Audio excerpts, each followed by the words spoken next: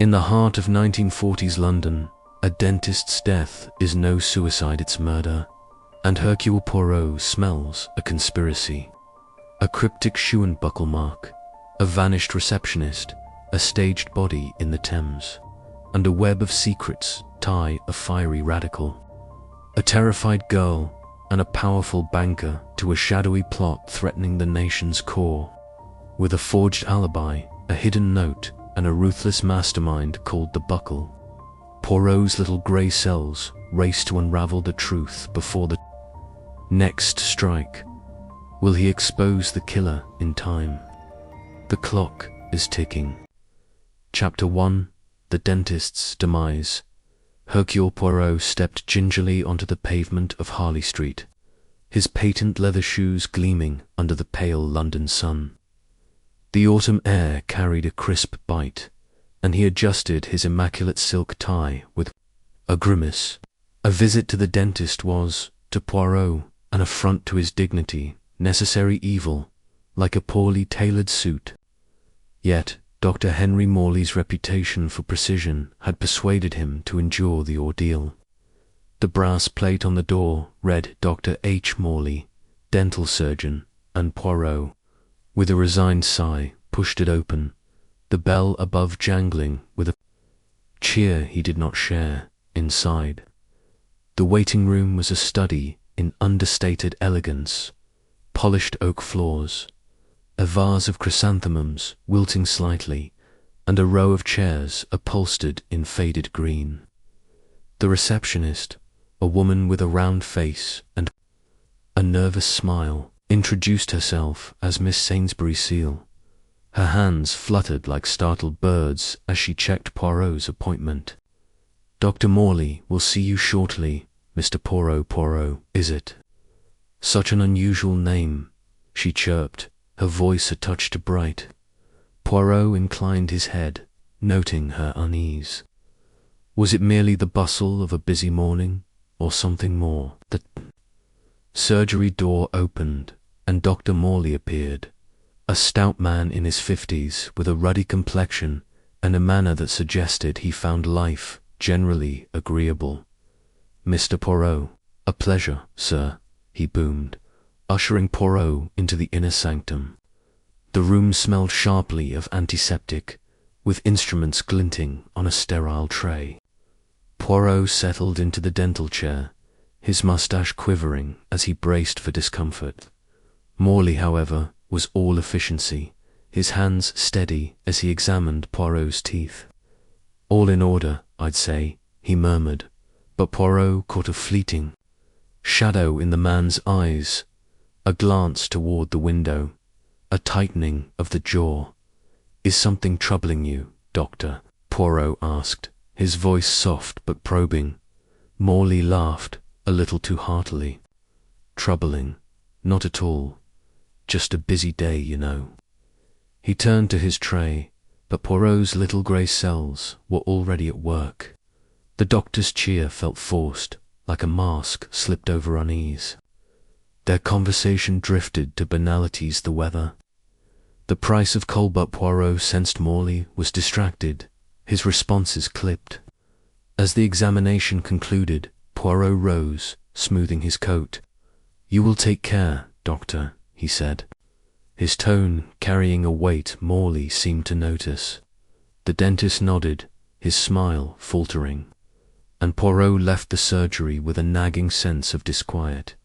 He had scarcely reached his flat in Whitehaven Mansions when the telephone rang. It was Inspector Japp, his voice taut with urgency. "Poirot, you were at Morley's this morning, weren't you? Bad business. He's dead. Found in his surgery with a pistol beside him. Looks like suicide." Poirot's grip tightened on the receiver. Suicide? Nan, it was impossible. A man like Morley, so full of vigour, did not end his life on a whim. "I will come at once," mon ami Poirot replied, his mind already racing. The Harley Street surgery was now a hive of activity, with constables guarding the door and Japp pacing the waiting room. Miss Sainsbury Seal hovered nearby, her face pale, her hands twisting a handkerchief. "Oh, Mr. Poirot, it's dreadful," she whispered. "Who could have thought? Poor Dr. Morley." Poirot's eyes narrowed as he observed her. Was her distress genuine, or was there a flicker of calculation in her teary gaze? In the surgery, Morley's body lay slumped in the dental chair, a revolver on the floor beside him. The room was orderly. Save for a few anomalies, Poirot's sharp eyes caught a smudged footprint near the window, half hidden by the curtain. A coffee cup on the desk, its contents cold and untouched, and the patient ledger open to today's appointments with a faint pencil mark beside one named Frank Carter. Jap, scratching his head, declared it an open and shut case. Gun's got his prints, Poirot. No sign of a struggle. Man was depressed, perhaps. It happens. Depressed.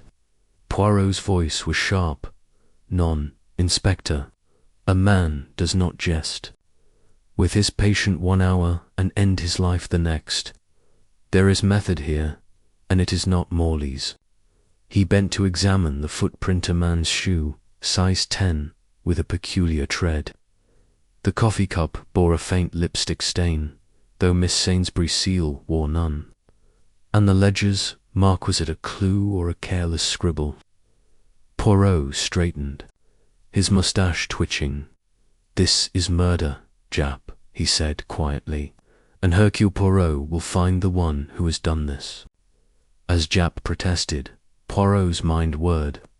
Morley's death was no simple act of despair. There was purpose here, hidden in the details, the footprint, the cup, the ledger. Someone had wanted Morley silenced, and Poirot's little grey cells were already weaving a pattern from the threads of this most curious crime. Chapter 2. A question of motive. Hercule Poirot stood in the surgery of the late Dr. Henry Morley, his gloved hands clasped behind his back, his eyes darting with the precision of a hawk. The room, bathed in the cold light of a late autumn afternoon, seemed to hold its breath. Inspector Jap, ever the practical man, was directing a constable to photograph the scene, his voice a steady hum of authority. The body of Dr. Morley had been removed, but the dental chair remained, its leather upholstery gleaming under the electric lamp, a silent witness to the tragedy. The revolver, now bagged as evidence, had borne Morley's fingerprints alone, and the door had been locked from the inside. To Jap, the case was clear. A man overcome by despair, a single shot, a life ended. To Poirot, it was a tapestry woven with threads of deception, each detail a stitch in a pattern he was determined to unravel. "Suicide, Poirot," Jap said, mopping his brow with a handkerchief. Plain as day. The man had no enemies, no debts, no scandals, his bank accounts healthy, his wife's devoted, his practice thriving. What else could it be? Poirot's moustache twitched, a subtle sign of dissent. What else, mon ami? That is precisely the question. A man does not jest with Hercule Poirot at 10 o'clock, his manner jovial, his hand steady, only to end his life by noon. None, it is not logical. The mind of Morley was not the mind of a man contemplating such an act. There is something here we do not yet see. Jap sighed, accustomed to Poirot's penchant for seeing shadows where others saw daylight. "You and your theories, Poirot. The facts speak for themselves." Gun in his hand, door locked, no sign of a struggle. "What's your evidence for murder?" Poirot's eyes gleamed as he paced the room, his small, precise steps echoing on the polished floor. "The evidence, Inspector, is in the small things, the things that do not fit. Regard us." He pointed to the smudged footprint near the window, partially obscured by the heavy velvet curtain. It was the mark of a man's shoe, size 10, with a distinctive tread that suggested a heavy, utilitarian boot knot, the sort one expected in a Harley Street surgery. This footprint, Poirot continued, it is not Morley's. His shoes, I observed this morning, were polished brogues, size 8. And this market is fresh, made today, or the dust would have settled upon it. Jap crouched to examine the print, his brow furrowing. Could be a cleaner, a delivery man, anyone. Doesn't mean murder. Perhaps, Poirot conceded, his tone deceptively mild. But then there is the coffee cup. He gestured to the desk, where a porcelain cup sat, its contents cold, a faint ring of lipstick on the rim. Morley drank tea, not coffee, as Miss Sainsbury Seal informed me. This morning. And this lipstick Miss Seal wears none. Who, then, drank from this cup? And why was it left here, untouched, as if placed for us to find? Jap scratched his chin, his confidence wavering. A patient, maybe, someone Morley saw before you. Precise, Poirot said, his voice sharp. And that brings us to the ledger. He moved to the desk, where the patient ledger lay open, its pages neatly inscribed with the day's appointments. Poirot's finger traced the entries. Alistair Blunt at 9 o'clock, Sylvia Chapman at 9:30, Hercule Poirot at 10 o'clock, Frank Carter at 10:30. Beside Carter's name was a faint pencil, marker small, a regular shape, like a crude drawing of a shoe with a buckle. This mark, Poirot said, it is not accidental. It was made with purpose, perhaps to draw attention to this name, Frank Carter. Who is he, Jap? What do we know of him? Jap flipped through his notebook. Carter's a bit of a hothead. Labourer, mid-30s, known for mouthing off at political rallies. He was, in this morning, argued with Morley, according to Miss Seal. Something about a bill, she said. But arguing over a bill doesn't make a man a murderer. Nan Poirot agreed, but it makes him interesting. He turned to Miss Sainsbury Seal, who lingered in the doorway, her face pale, her hands still clutching her crumpled handkerchief. Mademoiselle, tell me again of this argument. What did you hear? Miss Seal's eyes darted nervously.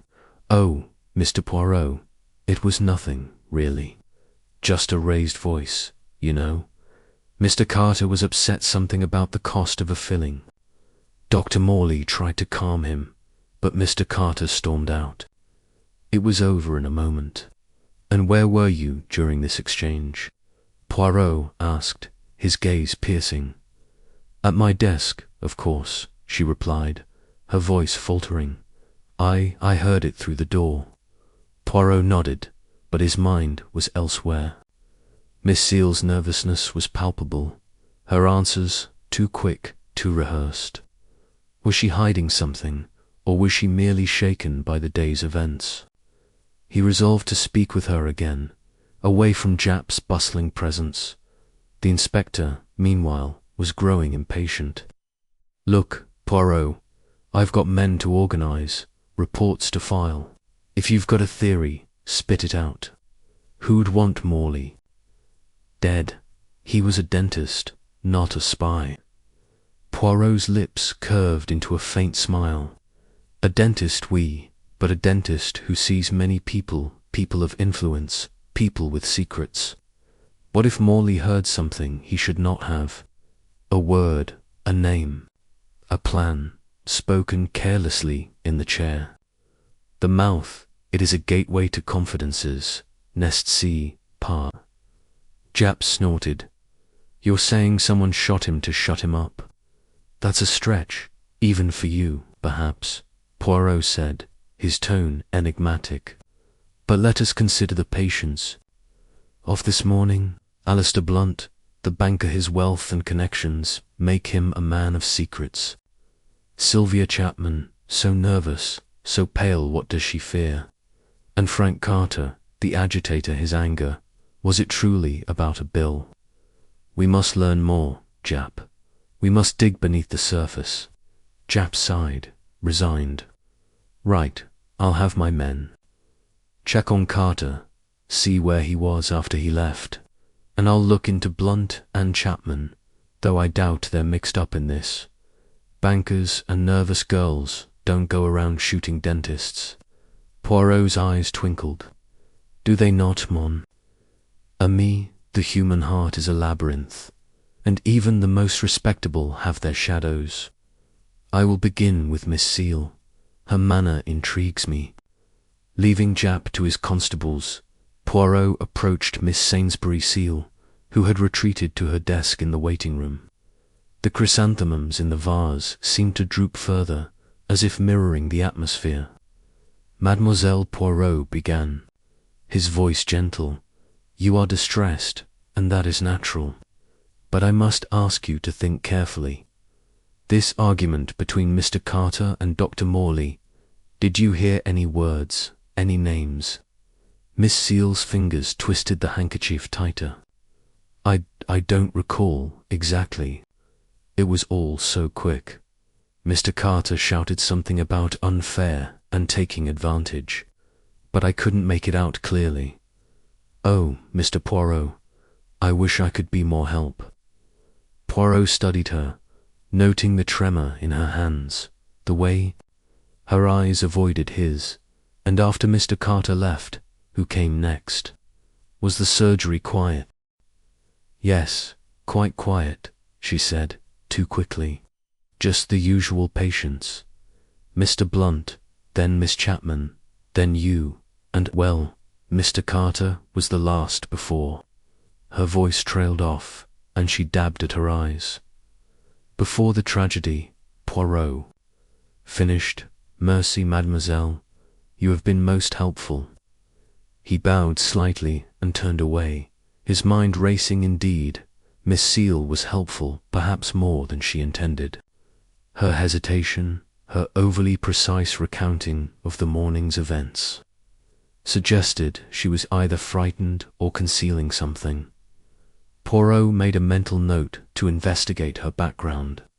A receptionist, after all, hears much and sees more. Returning to his flat in Whitehaven Mansions, Poirot settled into his armchair, a cup of tisane steaming beside him. The orderly symmetry of his surroundings, so unlike the chaos of the human mind, soothed him as he considered the case.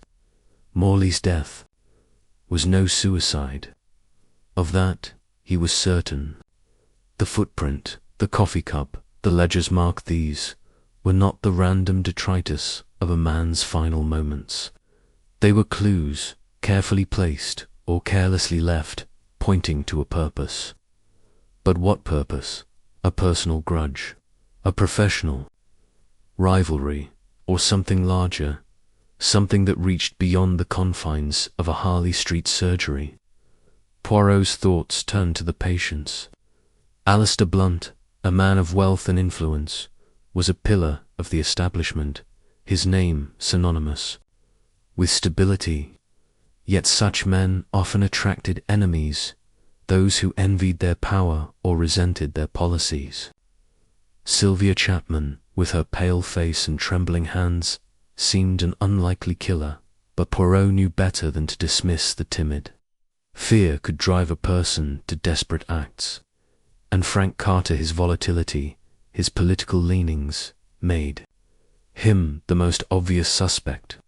Yet Poirot distrusted the obvious.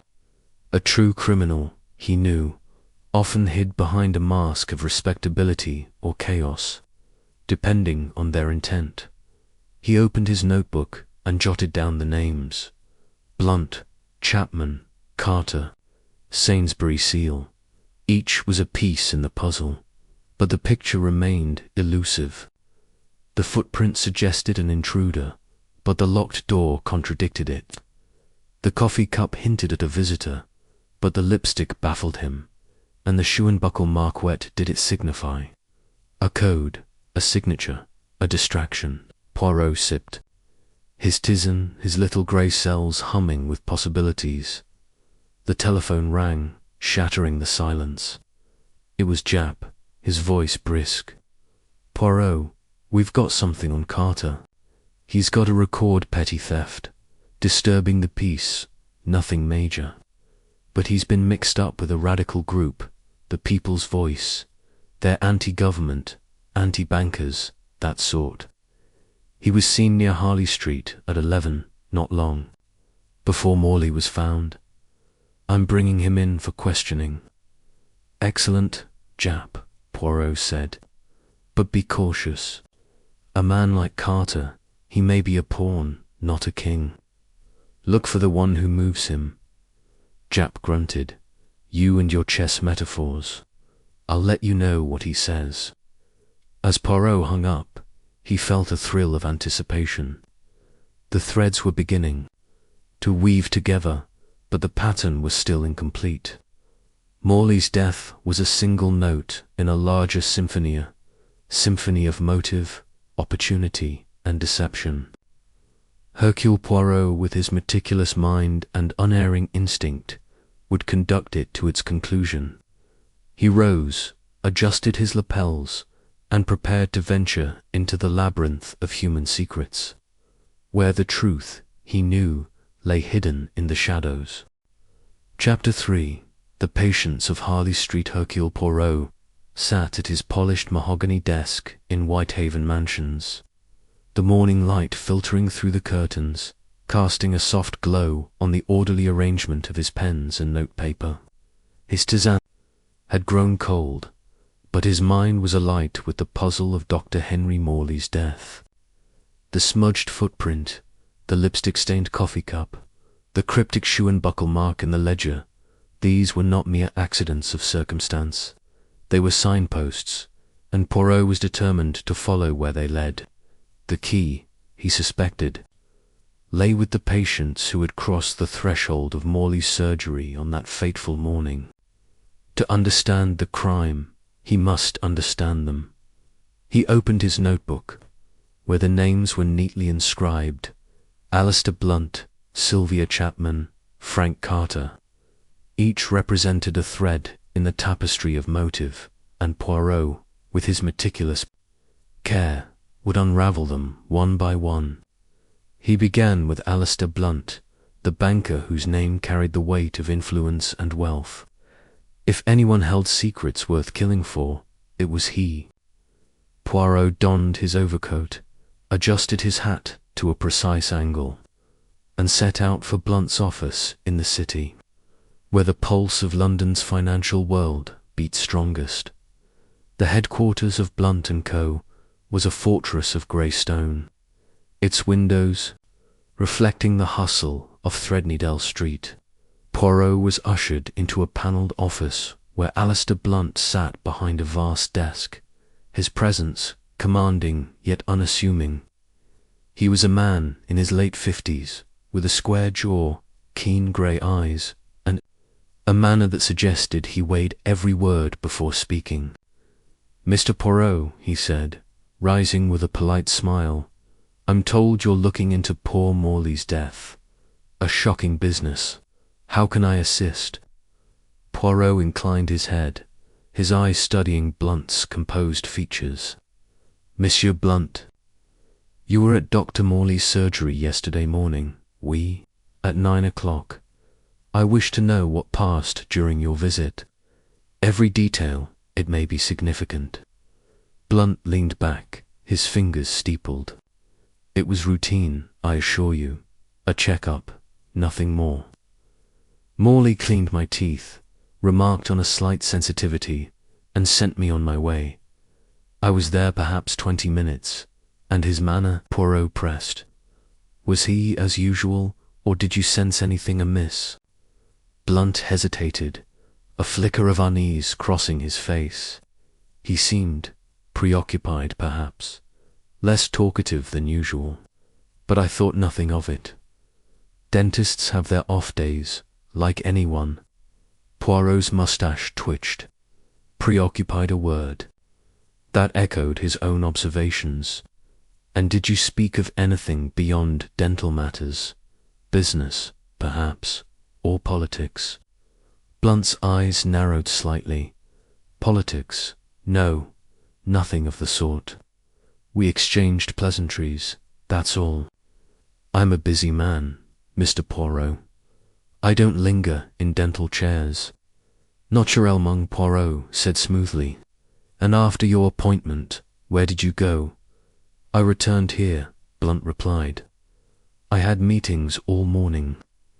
My secretary can confirm it. Poirot nodded, but his mind was alert. Blunt's answers were polished, almost too perfect, like a speech rehearsed. Was he concealing something, or was his reticence merely the habit of a man accustomed to guarding his affairs? Poirot thanked him and left, resolving to verify his alibi. A banker of Blunt's stature had enemies, and Poirot wondered if one of them had used Morley's surgery as a stage for murder. His next destination was a modest flat in Bloomsbury, home to Sylvia Chapman, the nervous young woman who had visited Morley at 9:30. The building was unremarkable, its hallways dim and smelling faintly of cabbage. Sylvia opened the door, her pale face framed by mousy brown hair, her eyes wide with apprehension. Mr. Poirot, she said, her voice barely above a whisper. I wasn't expecting you. Pardonnez-moi, Mademoiselle Poirot said, bowing slightly. I will not detain you long. I wish only to speak of your visit to Dr. Morley yesterday.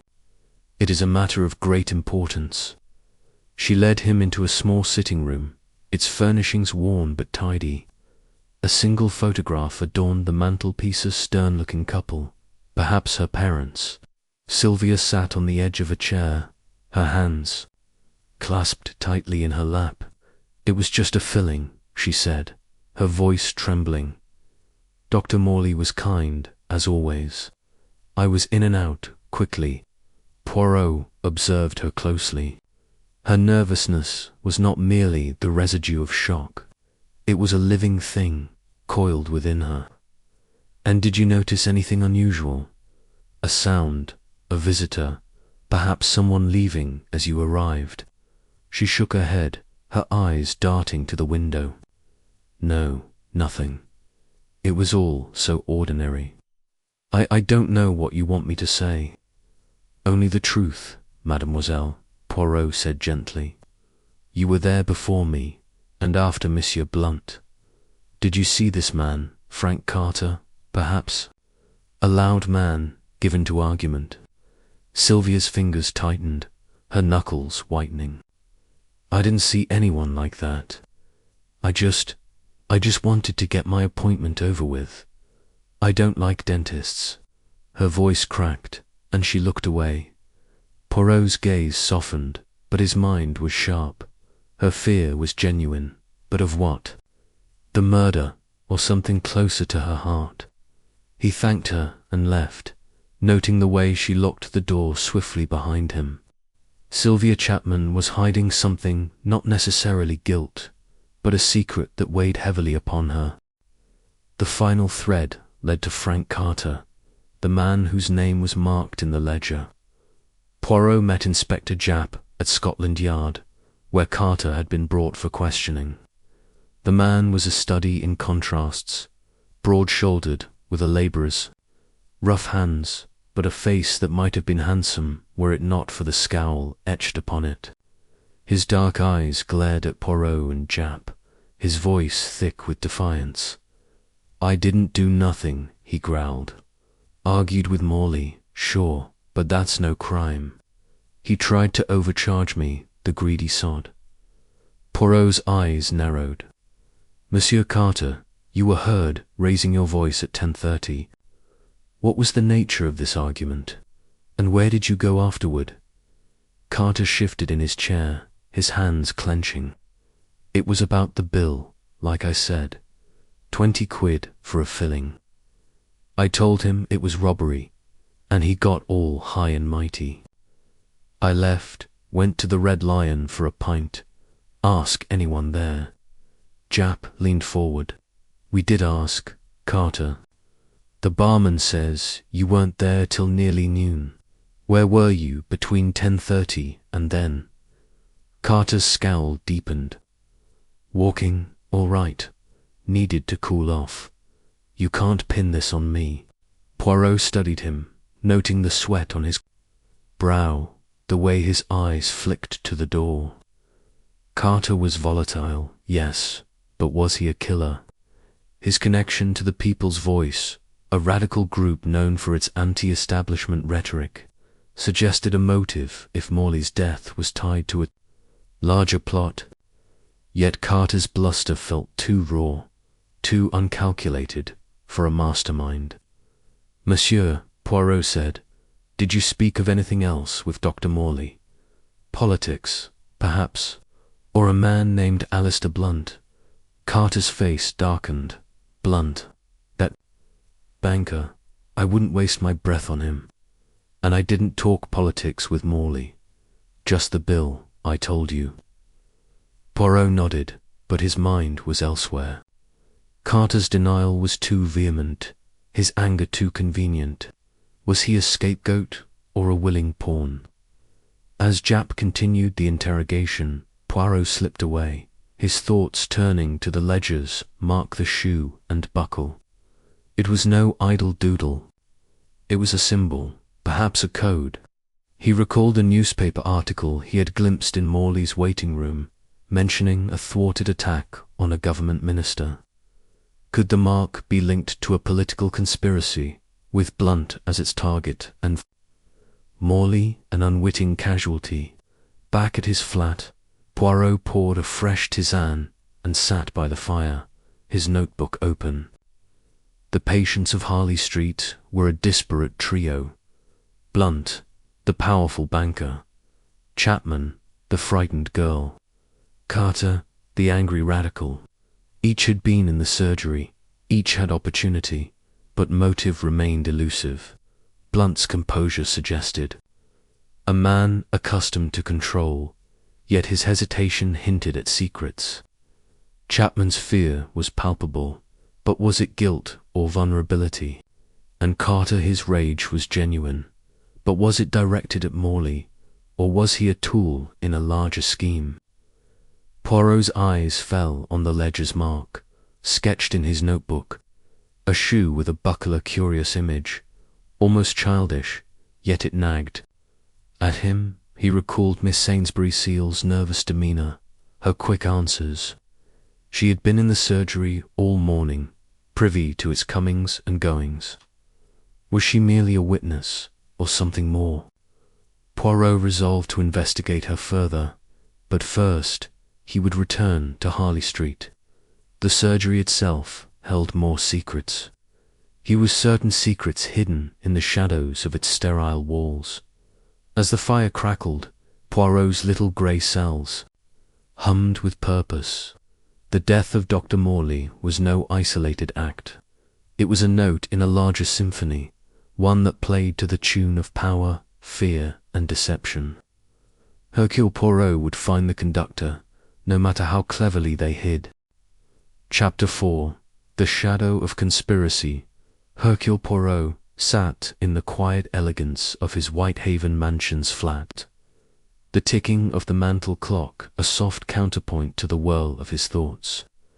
The death of Dr. Henry Morley gnawed at him, not as a single act of violence, but as a piece in a larger, more sinister puzzle. The smudged footprint, the lipstick-stained coffee cup, the peculiar shoe and buckle marked beside Frank Carter's name in the ledger. These were not random. They were clues, deliberate or careless, pointing to a truth hidden beneath the surface of Harley Street's polished facade. Poirot's little grey cells demanded order, and he would impose it upon this chaos. The morning's inquiries had left him with 3 suspects: Alistair Blunt, Sylvia Chapman, and Frank Carter, each a study. In contrasts, each with secrets that flickered in their eyes. Yet Poirot sensed a broader current, a tide of intent that swept beyond personal grudges. Morley's death felt like the ripple of a stone dropped in deeper waters. Could it be political? The banker, Blunt, was a man of influence, a target for those who resented the establishment. Carter's ties to the People's Voice, a radical group with a taste for disruption, hinted at motives beyond a disputed dental bill. And Sylvia Chapman's fear, was it merely personal, or did it stem from entanglement in something greater? Poirot's gaze fell on a newspaper folded on his desk, its headline half visible. Attempt on minister thwarted.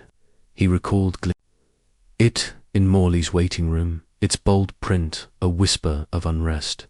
He unfolded it now, scanning the article. A week prior, an unknown assailant had fired at a cabinet minister's car in Whitehall, missing by inches. The police suspected a fringe group, but no arrests had been made. Poirot's mustache twitched. A dentist's surgery was an unlikely stage for political intrigue. Yet the powerful and the discontented crossed paths there. Had Morley overheard something, a name, a plan that marked him for death? To probe this possibility, Poirot decided to consult an old acquaintance, Sir George Conway, a retired diplomat whose knowledge of London's undercurrents was unmatched. Conway lived in a Georgian townhouse in Mayfair, its walls lined with books and secrets. Poirot was ushered into a study where Sir George, a lean man with silver hair and a hawkish gaze, greeted him with a wry smile. "Hercule, my dear fellow," he said, pouring brandy into 2 crystal glasses. "You only call when there's trouble. What is it this time?" Poirot accepted the glass, sipping delicately. A dentist, Sir George, found dead in his surgery. Dr. Henry Morley. The police call it suicide, but I say murder, and I suspect it is not a simple matter of personal vengeance. Conway's eyes sharpened. Morley, I knew him. Decent chap. Fixed my teeth once or twice. Why murder? What's your angle? Poirot leaned forward, his voice low. Among his patients, yesterday was Alistair Blunt, the banker, a man with enemies. We, and another, Frank Carter, linked to the People's Voice. I found a mark in Morley's ledger, a shoe with a buckle beside Carter's name. It is no coincidence, I think. And then, this. He slid the newspaper across the table, tapping the headline. Conway read it, his expression darkening. You're thinking politics, aren't you? A conspiracy, perhaps, with Morley caught in the crossfire. Precisement, Poirot said. A dentist hears much, Sir George. The chair, it loosens tongues.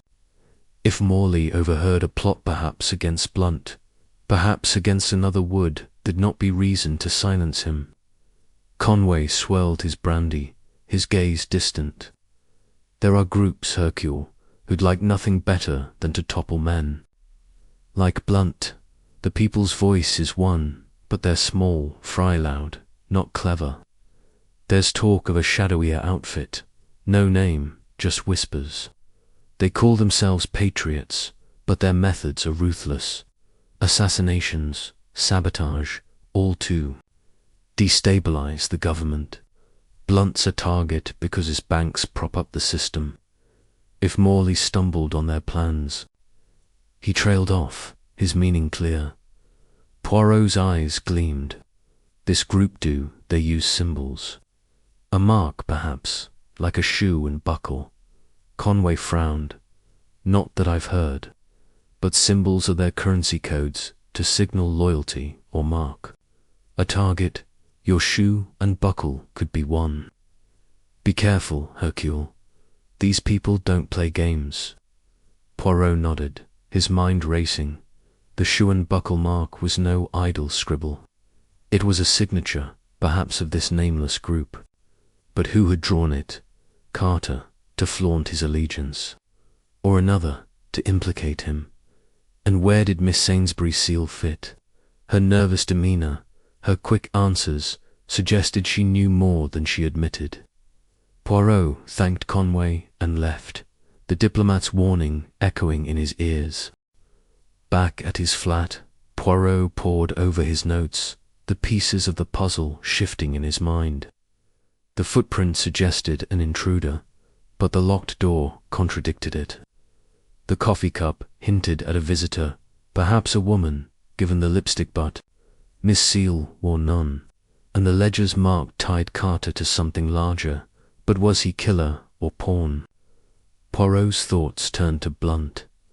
A man of his stature could be the target of a plot, with Morley's death a mere footnote. Yet Sylvia Chapman's fear nagged at him. Was she a bystander, or did her trembling hands conceal a role in this drama? He telephoned Inspector Japp, who answered with his usual brusqueness. "Poirot, I've got Carter's alibi under scrutiny. The Red Lion's barman swears he didn't see him till nearly noon, but Carter's sticking to his story. We're digging into his mate at the People's Voice. Anything from your end?" "We, Japp," Poirot replied. "I believe we are dealing with more than a personal crime. Look into Alistair Blunt's enemies, those who oppose his financial empire, and this mark in the ledger. The shoe and buckle have your men seen it elsewhere? In papers, perhaps, or on the streets?" Japp grunted. "You and your symbols. I'll check, but don't hold your breath." "Anything else?" "Miss Sainsbury Seal," Poirot said. "Her background, her connections. She is not what she seems." I think, hanging up, Poirot felt the threads tightening. Morley's death was no isolated act. It was tied to a web of ambition and secrecy. The shoe and buckle mark was the key, a cipher that linked the surgery to a broader conspiracy. Poirot resolved to return to Harley Street at dawn, to search the surgery for further clues. The walls of that sterile room held secrets, and he would prize them free as night fell. Poirot stood by his window, gazing at the London skyline. The city was a chessboard, its pieces moving in shadows. Blunt, Chapman, Carter, Salic was a player, but who was the master? The little grey cells hummed, and Hercule Poirot knew that the truth, like a star in the fog, would soon shine clear. Chapter 5. The mysterious Miss Seal. The dawn light crept through the curtains of Hercule Poirot's flat, casting delicate shadows across the pristine order of his sitting room. He sipped his morning tisane, the steam curling like a question mark, his mind wholly occupied with the enigma of Dr. Henry Morley's death. The threads of the case: Alistair Blunt's guarded composure, Sylvia Chapman's trembling fear, Frank Carter's volatile defiance wove a complex pattern. But one figure stood out in its ambiguity: Miss Sainsbury Seal, the receptionist whose nervous flutters and quick answers hinted at depths unplumbed. Poirot's little grey cells insisted she was more than a bystander, and today he would test that hypothesis. He arrived at Harley Street as the city stirred, the surgery's brass plate dulled by morning dew. The door was locked, but a constable, posted by Inspector Japp, admitted him with a nod. The waiting room was unchanged, the chrysanthemums in their vase now fully wilted, a silent testament to the disruption of routine. Poirot moved to Miss Seal's desk, its surface cluttered with appointment cards, a telephone, and a small stack of letters. He had hoped to find her here, but the desk was unattended, and a chill ran through him. Where was she? His first task was to locate her address, which Japp had provided from police records, a modest boarding house in Bayswater. Poirot hailed a taxi, his mind racing as the city blurred past. Miss Seal's demeanour, her fidgeting hands, her overly bright voice suggested she was either frightened or complicit. Had she fled, Or had something more sinister befallen her? The possibility that she held a key to Morley's murder, perhaps a snippet of overheard conversation or a glimpse of the killer, gnawed at him. The boarding house was a narrow red brick building, its paint peeling like old skin. The landlady, Mrs. Grover, a stout woman with a suspicious squint, answered Poirot's knock. "Miss Seal." "She's not here," she said brusquely. "Left yesterday afternoon, sudden-like. Said she had family business. Didn't say where." Poirot's eyes narrowed. "Sudden, you say? Did she take her belongings, madame?" "Most of 'em," Mrs. Grover replied, folding her arms. "Left a few things, books, a shawl. Paid her rent, though, so I've no complaint." "May I see her room?" Poirot asked, his tone smooth but insistent. Mrs. Grover hesitated, then led him up a creaking staircase to a small, tidy room. The bed was made, the wardrobe half empty.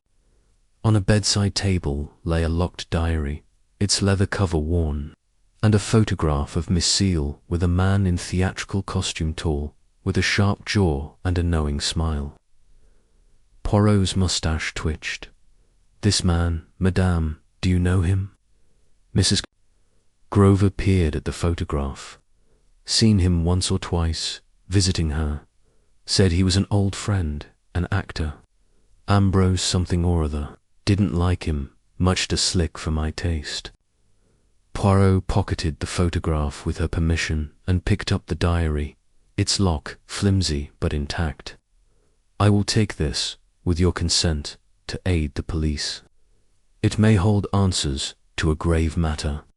Mrs. Grover shrugged, her curiosity outweighed by indifference. "Take it. She's not coming back, I reckon." Back at his flat, Poirot examined the diary.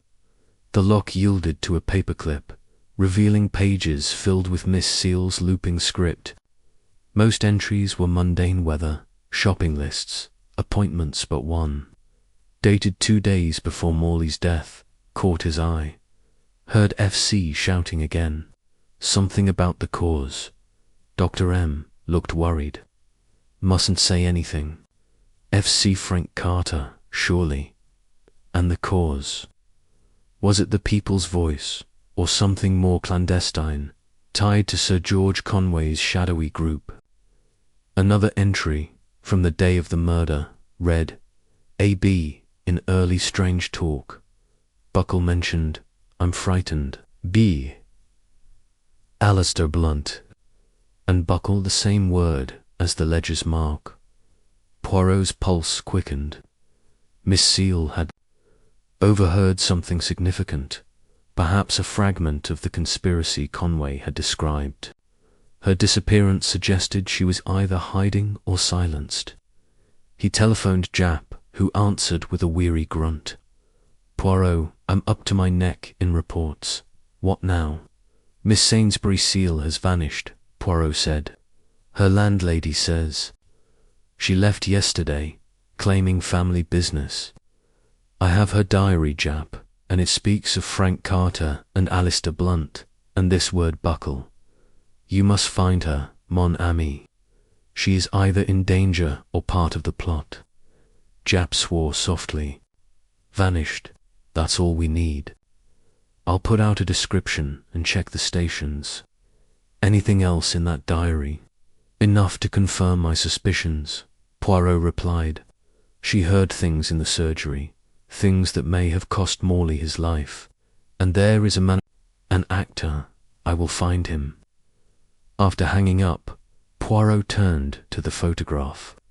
The man, Ambrose, was likely Ambrose Mabberley, a name he recalled from theatrical circles, minor actor known for character roles. Poirot consulted a directory and found an address in Soho, a shabby flat above a tobacconist's shop. He arrived as the afternoon waned, the air thick with the scent of tobacco and damp stone. Mabberley answered the door, his sharp features softened by a practiced charm. "Mr. Poirot," "A pleasure, sir," he said, bowing theatrically. "To what do I owe the visit?" Poirot held up the photograph. "You know Miss Sainsbury Seal, monsieur. She is missing, and I believe you know why. Speak plainly, or the police will be less courteous." Mabely's smile faltered, his eyes flickering with unease. "Mab's missing.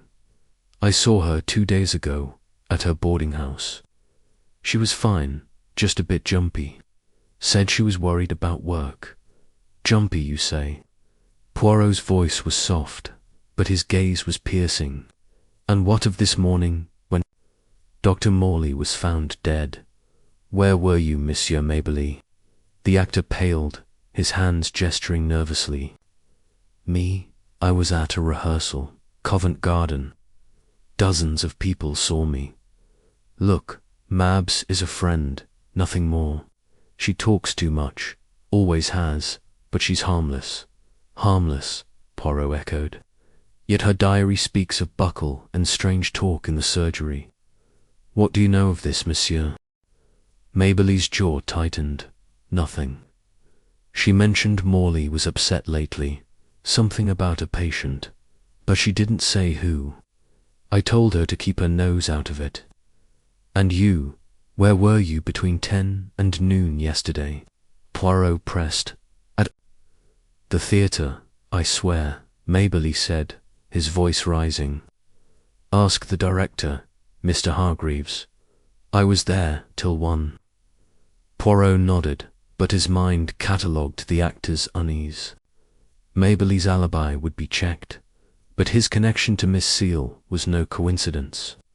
Was he her confidant, her accomplice, or something else? Poirot left the flat, the photograph and diary in his pocket, his thoughts swirling.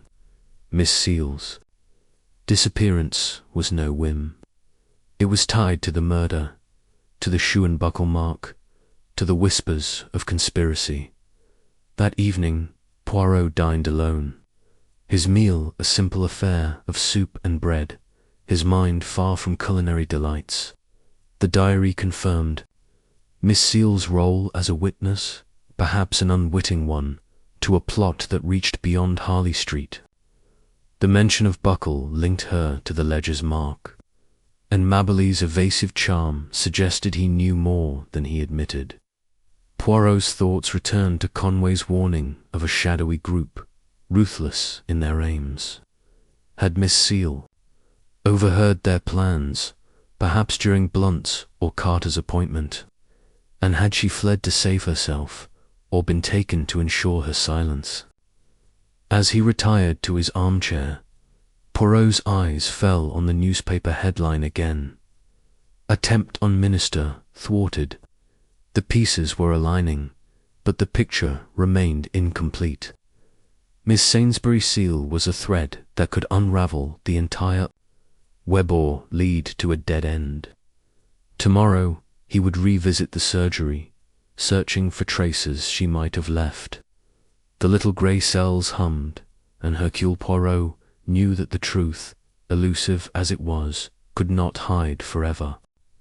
Chapter 6. A case of mistaken identity. The fog hung low over London, cloaking Harley Street in a grey shroud, as Hercule Poirot stepped from his taxi. The morning was damp, the air heavy with the scent of wet stone and coal smoke. His mind, however, was sharp, honed by the enigma of Dr. Henry Morley's death and the troubling disappearance of Miss Sainsbury Seal. The diary entries, with their cryptic references to FCA, B, and Buckle, had confirmed his suspicion. The dentist's murder was no isolated act, but a thread in a larger tapestry of intrigue. The shoe and buckle mark in the ledger, echoed in Miss Seal's notes, pointed to a conspiracy, and her sudden absence suggested she was either a victim or a player in this deadly game. Today, Poirot sought answers in the city's darker corners, where truth often hid behind a veil of deception. His first call was Scotland Yard, where Inspector Japp awaited him in a cluttered office, papers strewn across his desk like fallen leaves. Japp's face was grim, his eyes shadowed by fatigue. "Poirot, you've stirred up a hornet's nest," he said, tossing a report onto the pile. "Miss Sainsbury Seals turned up, or so we thought. A body was pulled from the Thames last night near Blackfriars. Female, middle-aged, carrying a handbag monogrammed with her initials. Looks like her, but the face, well, it's not pretty. River did a number on it." Poirot's mustache twitched, his eyes narrowing. "A body, you say, and you are certain it is Miss Seal?" Japp shrugged, lighting a cigarette. "Handbag's hers, no question. Clothes match what her landlady described: green coat, grey skirt. Coroner's working on it, but I'd say it's open and shut. Poor woman must have panicked after Morley's death, maybe threw herself in." Nan, mon ami," Poirot said, his voice sharp. "Hercule Poirot does not accept the open and shut. You will permit me to see this body, and the handbag. There are details that must be examined." Japp sighed, accustomed to Poirot's insistence on minutiae. "Fine, come along. But don't expect miracles. The river's not kind to evidence." At the morgue, the air was cold and sterile, the scent of disinfectant barely masking the undercurrent of decay. The body lay on a slab, covered by a sheet. The attendant pulled it back, revealing a figure that matched Miss Seal's build slight, middle-aged, with greying hair matted by water. The face was disfigured, bloated and marred by the Thames' cruel embrace, rendering identification by features impossible. Poirot's gaze, however, was drawn to the hands, pale and wrinkled from submersion. He leaned closer, his eyes catching a detail. The nails were neatly menaced, unpolished, but the fingers bore no rings, no calluses, no marks of a receptionist's daily toil. "Curio," Poirot murmured. He turned to the handbag, a worn leather satchel with emis bessis embroidered in faded thread.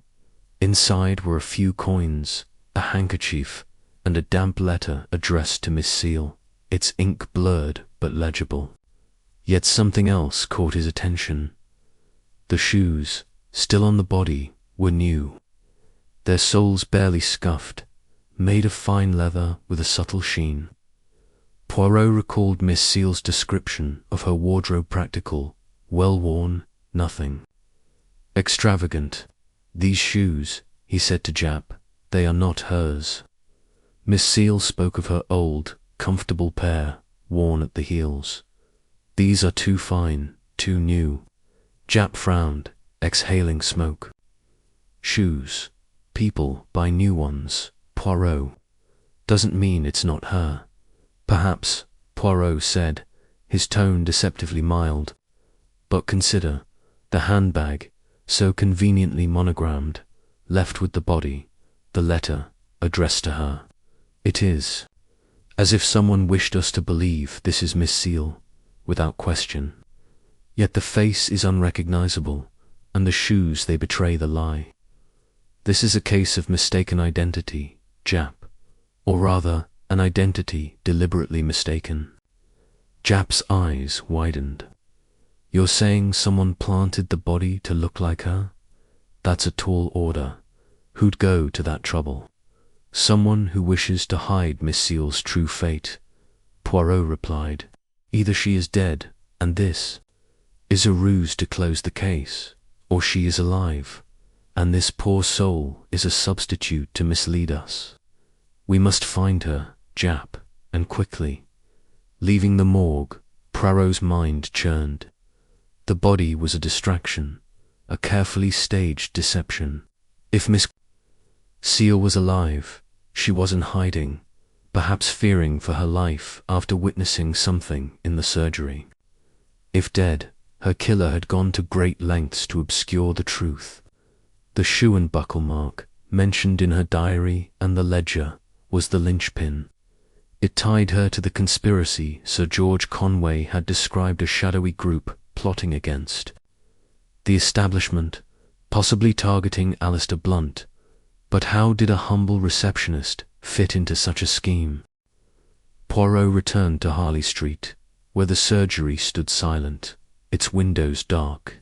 With Japp's permission, he entered, the constable's key turning smoothly in the lock.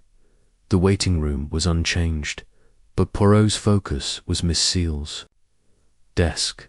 He sifted through the papers, appointment cards, bills, a scribbled note about a delivery of dental supplies. Tucked beneath a blotter was a small slip of paper, overlooked by the police. It bore a single word, buckle. No context, no signature, just the word, written in a hurried hand. Mon Dieu, Poirot whispered. The word again, like a ghost haunting the case. Was it a code, a name, a warning? He pocketed the slip, his thoughts turning to Sylvia Chapman. Her fear during their interview, her quick denial of seeing Carter, suggested she knew more than she admitted. Had she seen Miss Seal after the murder, or heard something in the surgery?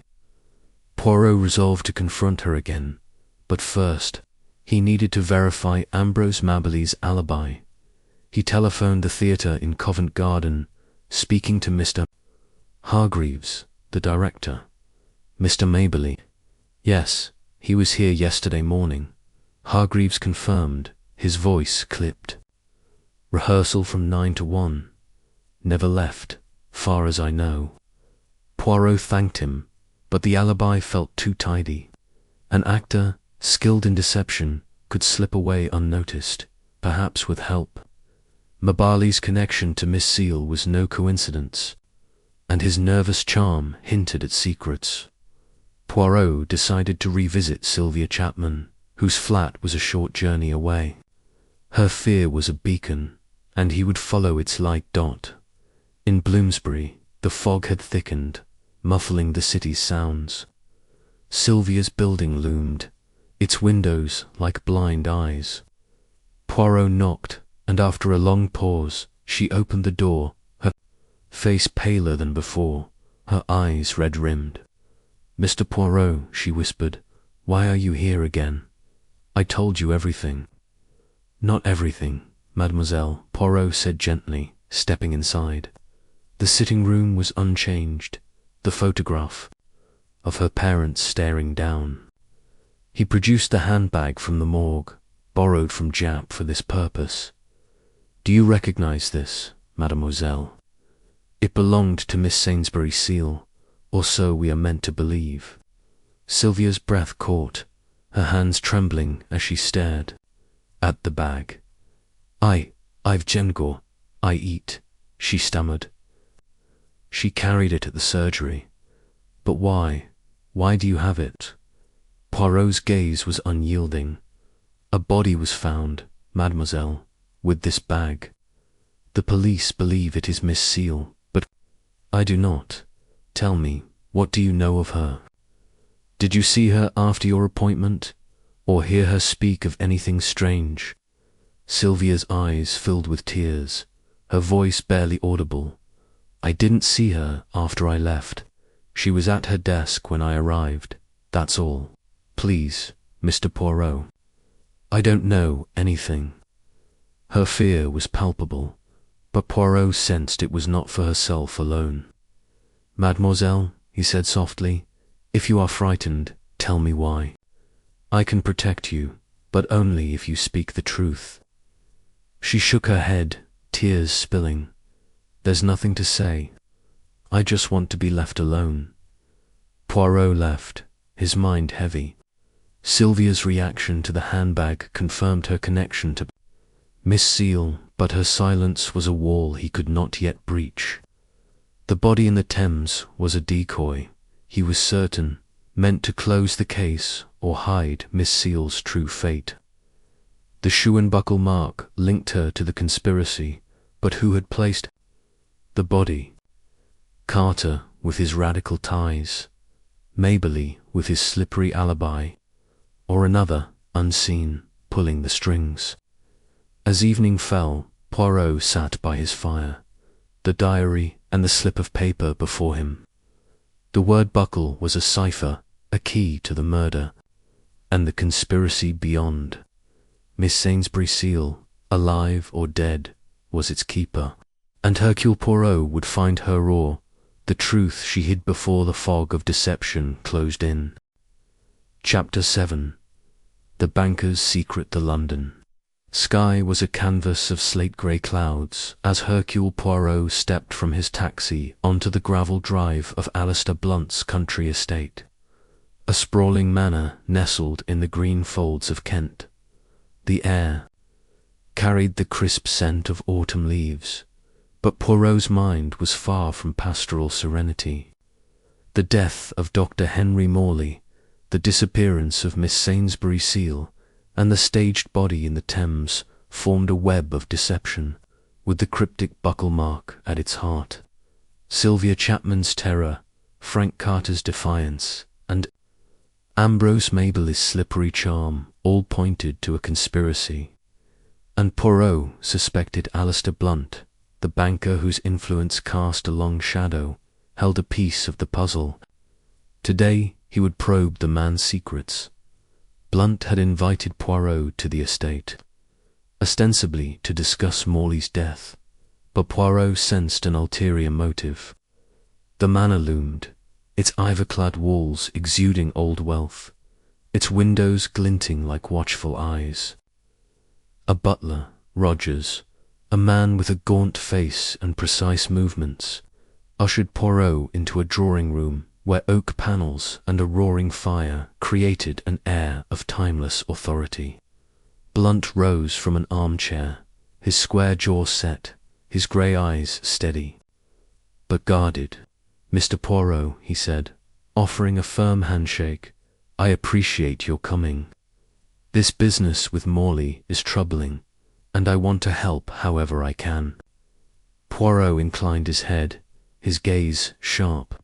"Monsieur Blunt, your concern is most commendable. I am here to learn more of your visit to Dr. Morley's surgery. But first, tell me, hap you received threats recently? A man of your position, he has enemies, Nan." Blunt's expression tightened, a flicker of unease passing over his face. Threats? Nothing out of the ordinary. The occasional crank letter, perhaps, but banking attracts its share of discontent. I pass them to my staff to handle. Poirot's moustache twitched. Blunt's dismissal was too casual, his tone too practiced. And yet Poirot said, "Dr. Morley's death, it occurs hours after your visit. And Miss Sainsbury's seal, his receptionist, she vanishes, perhaps dead, perhaps not. There is a mark in the ledger, a shoe, with a buckle beside another's name, but I wonder, monsieur, if it points to you." Blunt's eyes narrowed, but he maintained his composure. "A mark? I don't follow, Mr. Poirot. I was at Morley's for a routine checkup, nothing more. Are you suggesting I'm involved in some plot?" "Not suggesting," Monsieur Poirot said smoothly, "merely observing. You are a man of power, a target for those who oppose the establishment. If Morley overheard something during your visit, a word, a plan, might it not have cost him his life?" Blunt leaned back, his fingers drumming lightly on the armrest. "You're reaching, Mr. Poirot. Morley was a dentist, not a spy. We spoke of teeth, not politics. If you're looking for motives, try that Carter fellow. I hear he's a radical, always stirring trouble." Poirot nodded, but his attention was drawn to Rogers, who had entered silently with a tea tray. The butler's movements were precise, but his eyes lingered on Blunt, a glint of curiosity or calculation in their depths. Poirot filed the observation away, his mind returning to the diary entry. A.B. in early. "Strange talk," Buckle mentioned, Was Blunt the AB? Miss Seal had noted. And what was the strange talk? He sipped his tea, the porcelain cup warm in his hands, and pressed further. Monsieur, you say you returned to your office after the appointment. Yet I wondered, did you see Miss Sainsbury Seal as you left? Or perhaps another patient, Sylvia Chapman? Blunt's brow furrowed. The receptionist. Yes, she was at her desk, fussing with papers. I didn't notice anyone else. As for this Chapman girl, I don't know her. Why do you ask? Because, Poirot said, his voice soft but piercing, she is frightened, monsieur, and fear, it is a powerful clue. She saw something, or knows something, that connects to Morley's death. As do you, I think. Blunt's jaw tightened, but before he could respond, a sharp crackle came from the fireplace. A log had split, sending sparks dancing, and Rogers moved swiftly to adjust it. In that moment, Poirot's eyes caught a glimpse of something, a letter, half-burned, slipping from the butler's sleeve into the flames. The paper bore a symbol, faint but unmistakable, a shoe with a buckle. Poirot's pulse quickened, but he kept his expression neutral. Merci, Monsieur Blunt, he said, rising. You have been most helpful. I will not trouble you further today. As he left the drawing-room, Poirot lingered in the hallway, his ears sharp. Rogers was clearing the tea-tray, his movements deliberate, but Poirot sensed a tension in the man's posture. The butler was no mere servant. He was a watcher, perhaps a listener. Had he burned the letter to conceal evidence, or was it an innocent act? Poirot resolved to investigate Rogers, but first he needed to confirm the symbol's significance. Back in London, Poirot telephoned Inspector Japp, who answered with a weary grunt. Poirot, I've got men scouring the city for Miss Seal, but nothing yet. The coroner's report on the Thames body is in death by drowning, no signs of violence. Still no positive ID, but the handbag's convincing most people. Most people, Japp, but not Hercule Poirot, he replied. The body is a deception, and I have seen another clue. A letter, burned by Blunt's butler, bearing the shoe and buckle mark. You must look into this man, Rogers.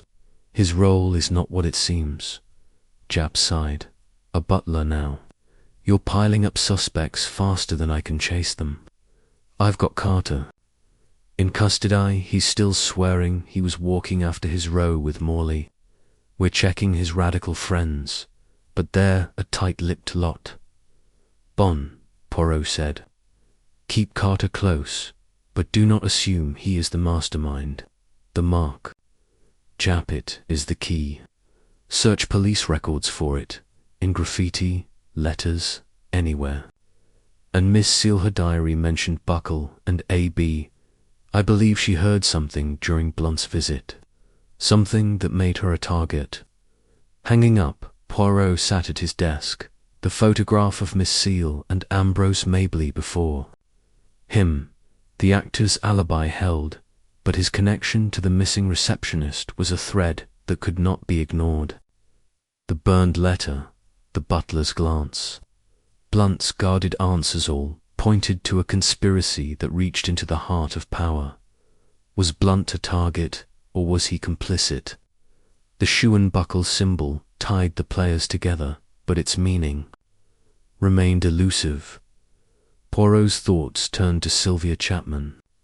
Her reaction to the handbag had been visceral, her fear a beacon.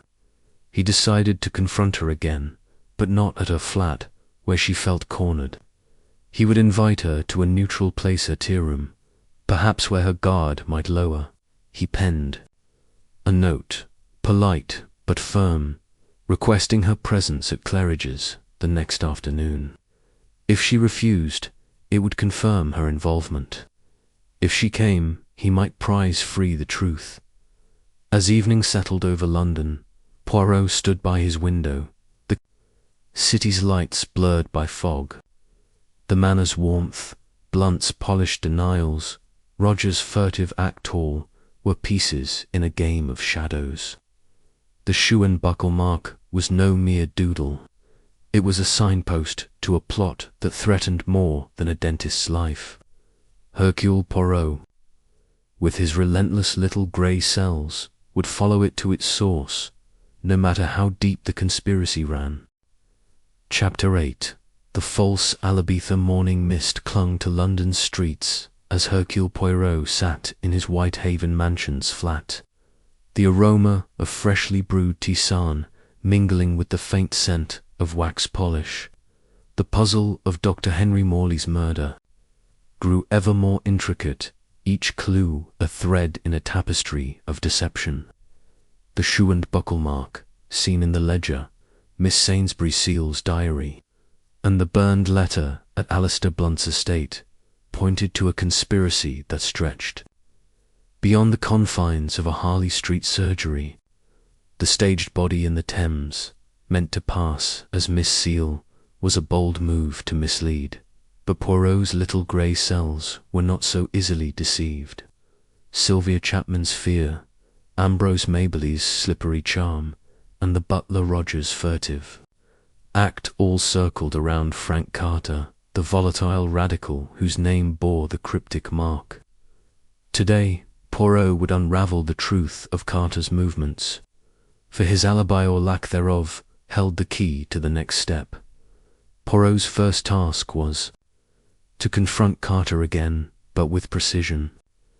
The man's bluster during his interrogation at Scotland Yard had been fierce, yet Poirot sensed a crack in his defiance, a hint of fear beneath the bravado. Carter's claim of walking after his argument with Morley was too vague, too convenient. Poirot telephoned Inspector Japp, who answered with a harried edge to his voice. "Poirot, I'm drowning in paperwork. Carter's still in custody, swearing he's innocent. We've got nothing solid to hold him on, but his alibis. Shaky. What do you want now?" "Mon ami," Poirot said, his tone calm but firm. "I wish to speak with Monsieur Carter again. His story of walking, it does not satisfy. Have your men questioned the patrons of the Red Lion, and this group, the People's Voice, have you traced his associates?" Japp sighed. "The Red Lion's barman sticks to his story, Carter. Didn't show till noon, maybe later. As for the People's Voice, they're a cagey lot. We've got names, but they're scattered, and none of them are talking. I've got a constable checking Carter's usual haunts. Want to join me at the yard?" "Oui, Japp," Poirot replied. "I will be there within the hour." At Scotland Yard, the air was thick with the bustle of constables and the clatter of typewriters. Carter sat in a stark interview room, his broad shoulders hunched, his dark eyes smouldering with resentment. His rough hands, marked by calluses, fidgeted on the table, betraying a restlessness that Poirot noted with interest. Japp stood by the door, arms crossed, as Poirot took a seat opposite Carter, his demeanour serene but his gaze piercing. "Monsieur," Carter Poirot began, his voice soft yet commanding, "you have told us you left Dr. Morley's surgery at 10:30 after a dispute about a bill. You say you walked, then went to the Red Lion, yet the barman does not see you until noon. Where were you, monsieur, in those missing hours?" Carter's jaw clenched, his eyes narrowing. "I told you, I was walking. Needed to clear my head. That dentist was a crook, charging me a fortune for a filling. I didn't kill him, if that's what you're driving at." Poirot's moustache twitched. "A fortune, you say? Yet Dr. Morley's fees were standard, his reputation impeccable. Tell me, was your anger truly about the bill, or was it something else? Perhaps a conversation overheard, a plan discussed in the surgery." Carter's hands balled into fists, but his voice remained steady. I don't know what you're on about. I argued with Morley, stormed out, and that's it. You've got no proof I did anything else. Poirot leaned forward, his eyes locked on Carter's. No proof, perhaps, but questions.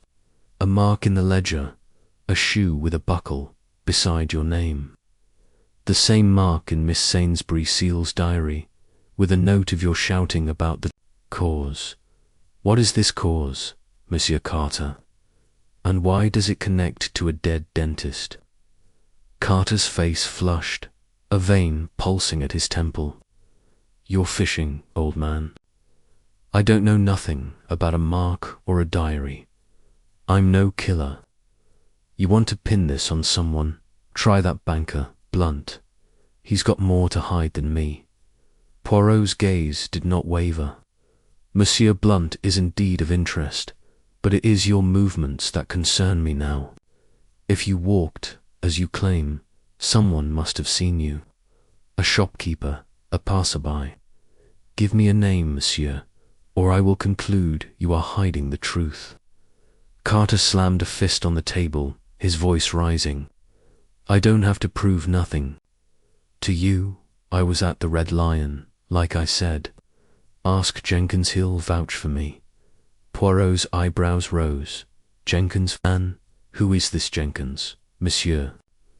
Carter hesitated, his defiance faltering. A mate. Tom Jenkins runs a tailor's shop near the pub. He was there, saw me come in. Jap, who had been silent, stepped forward. Jenkins, eh? First we're hearing of him. Where's this shop? Carter, off Brewer Street, Carter muttered. Jenkins tailoring. He'll tell you I was there. Poirot exchanged a glance with Jap, who nodded. Right, we'll check it. But if this Jenkins doesn't back you up, Carter, you're in deeper than you think. Leaving the interview room, Poirot's mind was alight. Carter's mention of Jenkins was a new thread, one that could either unravel his alibi or tighten. The noose. The man's anger was genuine, but was it the rage of a cornered killer or a pawn caught in a larger scheme? The shoe and buckle mark tied him to the conspiracy, but his bluster lacked the cunning of a mastermind. Poirot resolved to find this Tom Jenkins and test the truth of Carter's claim. The taxi ride to Brewer Street was swift, the fog lifting to reveal a bustling Soho alive with hawkers and shopgirls. Jenkins' tailoring was a narrow shop, its window displaying a single suit, slightly frayed at the cuffs. Inside, Tom Jenkins, a wiry man with a nervous tic, was pinning fabric at a counter.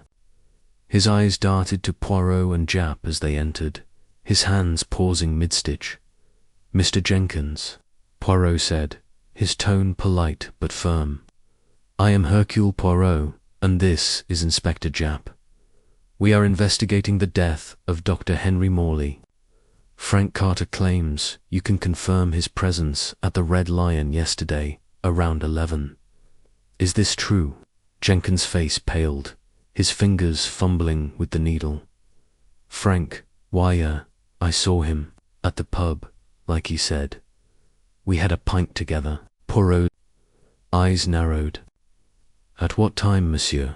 Be precise. Jenkins swallowed, his tic more pronounced. 11, maybe a bit after. Yeah, 11. Jap leaned in, his voice gruff. The barman says Carter wasn't there till noon. You sure about that time, Jenkins? The tailor's eyes flickered to the door, as if expecting rescue. I might have got it wrong. Could have been later. It's busy, you know, hard to keep track. Poirot's moustache twitched. Jenkins' hesitation was a crack in the facade, and he would prise it open. Monsieur Jenkins, you are nervous. Why? Did Frank Carter ask you to lie for him? To say you saw him when you did not? Jenkins' hands shook, the needle dropping to the counter. No, I mean, he asked me to say I was with him, Yeah, paid me a fiver to back him up, but I didn't. See him till noon, honest. I don't want trouble. Jap's face hardened. That's perjury, Jenkins. You're in deep now. Why'd Carter need a false alibi? He didn't say, Jenkins stammered. Just said it was important that the coppers were after him. I owed him a favor, that's all. Poirot's mind raced. Carter's false alibi confirmed his presence. Elsewhere, during the critical hours, perhaps in the surgery, staging Morley's death. But the shoe and buckle mark suggested a larger plot, one Carter might not fully grasp. Monsieur Jenkins, Poirot said, did Carter speak of a group, the people's voice, or a similar shoe with a buckle? Jenkins shook his head, his eyes wide. No, nothing like that. He's always on about the government, how it's rotten, but no symbols. Please, I've told you everything. Poirot nodded, but his thoughts were elsewhere. Jenkins' confession exposed Carter's lie, but it also deepened the mystery. If Carter was not the mastermind who had orchestrated the murder and the staged body in the Thames, the butler Rogers with his burned letter, Ambrose Maberly with his theatrical guile, or Sylvia Chapman whose fear hid a secret. As they left the shop, Jap lit a cigarette, his expression grim. Carter's done for, Poirot. False alibi, radical, Tizey's our man, mark my words. Perhaps, Poirot said, his voice soft. But a pawn does not move itself, Jap. Carter is part of the game, but not its player. We must find the one who holds the board. Back at his flat, Poirot sat by the fire, the diary and the slip of paper with Buckle before him. Carter's false alibi was a piece of the puzzle, but the shoe and buckle mark was its heart. It linked the murder to Miss Seal, to Blunt, to a conspiracy that threatened more than a dentist's life. Tomorrow, Poirot would meet Sylvia Chapman at Claridge's, hoping to crack her silence. The truth was near, and Hercule Poirot would not rest until it was laid bare. Chapter 9. The Hidden Hand. The afternoon sun cast long shadows across Harley Street as Hercule Poirot approached Dr. Henry Morley's surgery, his polished shoes clicking on the pavement with purposeful precision. The fog of the previous days had lifted, but a chill lingered, mirroring the unease that coiled in Poirot's mind. The puzzle of Morley's murder had grown more intricate with each revelation. The staged body in the Thames, meant to pass as Miss Sainsbury's Seal. Frank Carter's false alibi, exposed by the nervous Taylor Jenkins. And the persistent shoe and buckle mark, a cipher linking the crime to a shadowy conspiracy. Alistair Blunt's guarded demeanour, Sylvia Chapman's palpable fear, Ambrose Maberly's slippery charm, and the butler Rogers' furtive act all pointed to a deeper truth, one Poirot was determined to uncover. Today he returned to the surgery, certain that its sterile walls held secrets yet to be revealed. The constable at the door recognized Poirot and admitted him with a curt nod. The waiting room was silent, its wilted chrysanthemums now removed, leaving the vase empty, a fitting metaphor for the case's elusive answers. Poirot moved to the surgery itself, where the dental chair stood like a throne of secrets, its leather gleaming under the electric light. The room was as he had last seen it, save for the absence of Morley's body, yet Poirot's little grey cells demanded a fresh examination. The smudged footprint, the lipstick-stained coffee cup, the ledgers marked these were the surface clues, but he sensed something deeper, something overlooked. He began with the window where the footprint had been found. The constable's report had noted it as a man's shoe, size 10, with a heavy tread. But Poirot's eyes caught a new detail, a faint scratch on the window frame, barely visible against the weathered wood. It was no random mark. It suggested force a tool, perhaps used to pry the window open. Mon Dieu, Poirot murmured, his fingers tracing the scratch. An entry, after hours, to stage the suicide. The locked door, it was a deception. The window, he noted, overlooked a narrow alley, easily accessible from the street. A skilled intruder could have entered, killed Morley, and arranged the scene. Leaving the footprint as an unintended trace, Poirot turned to the desk, where the ledger still lay, its pages marked by police tape but otherwise untouched. He opened it to the day of the murder, his eyes lingering on the shoe and buckle mark beside Frank Carter's name. The pencil stroke was firm, deliberate, not the idle doodle of a distracted mind. He searched the desk drawers, finding only routine items: pens, invoices, a dental catalogue, until his fingers brushed a hidden panel beneath the blotter. With a gentle press, it sprang open, revealing a folded note, yellowed at the edges.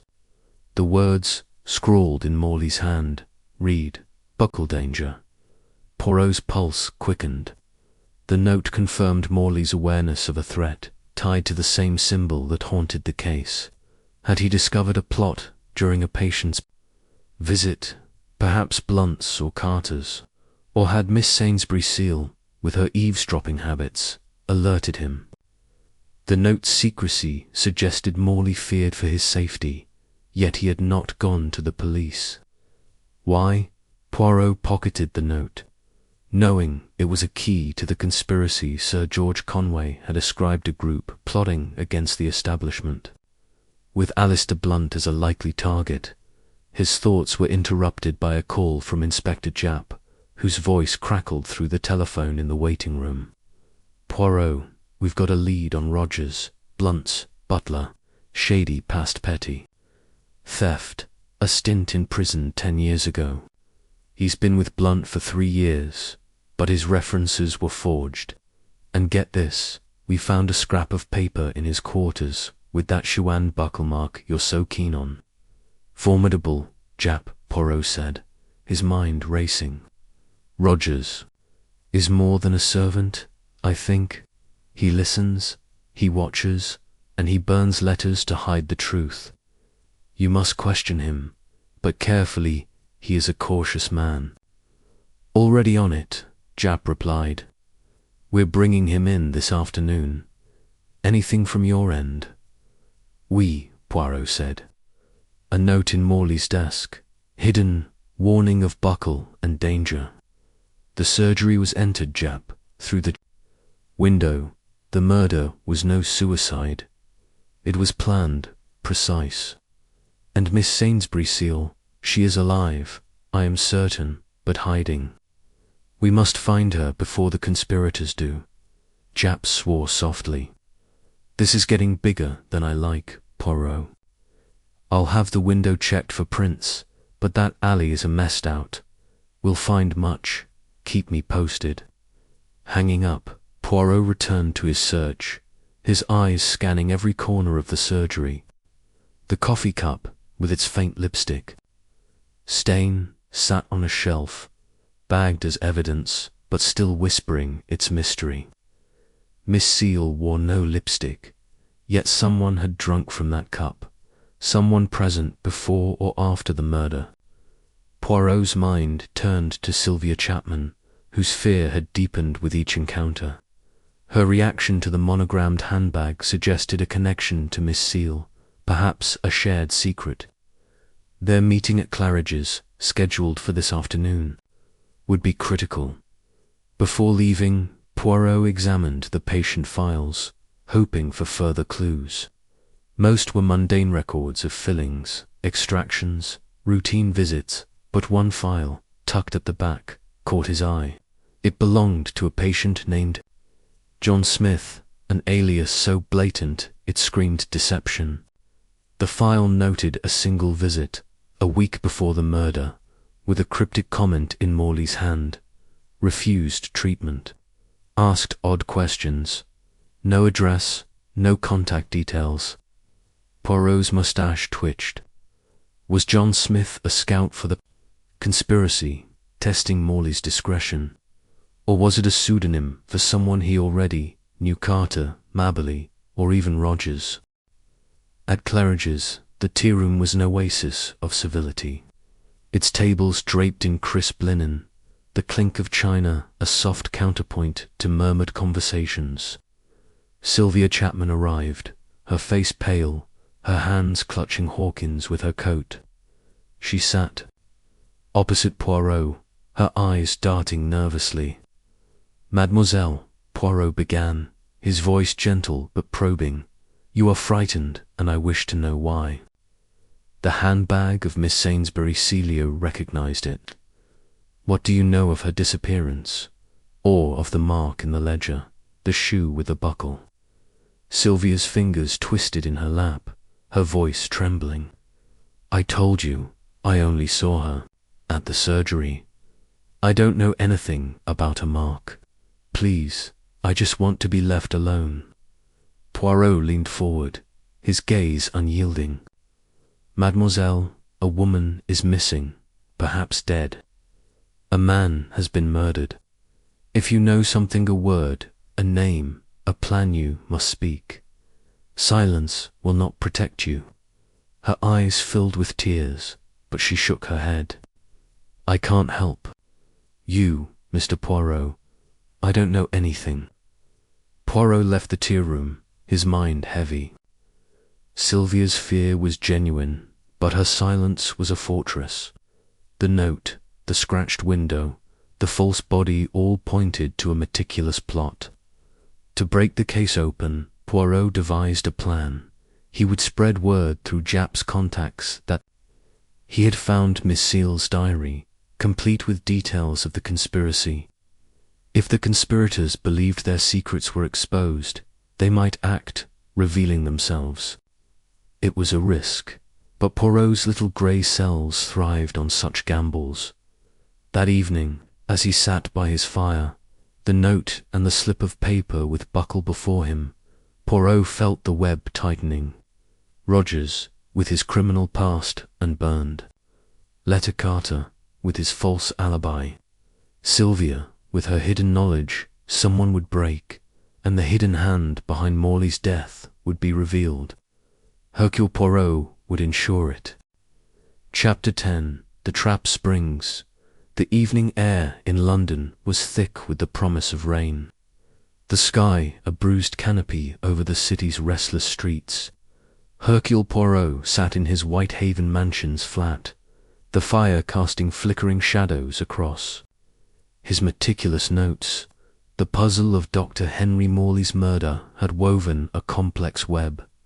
The staged body in the Thames, meant to pass as Miss Sainsbury Seal. Frank Carter's false alibi, betrayed by the nervous Taylor Jenkins. The scratched window frame, hinting at an intruder. And the persistent shoe and buckle mark, a cipher linking the crime to a shadowy conspiracy. Alistair Blunt's guarded reticence, Sylvia Chapman's trembling silence, Ambrose Mabarley's theatrical guile, and the butler Rogers' burned letter all pointed to a plot that reached beyond a dentist's surgery. Poirot's trap spreading word through Inspector Japp's contacts that he had found Miss Seal's diary, brimming with secrets, had been set. Now he waited for the conspirators to act. The telephone rang, shattering the silence.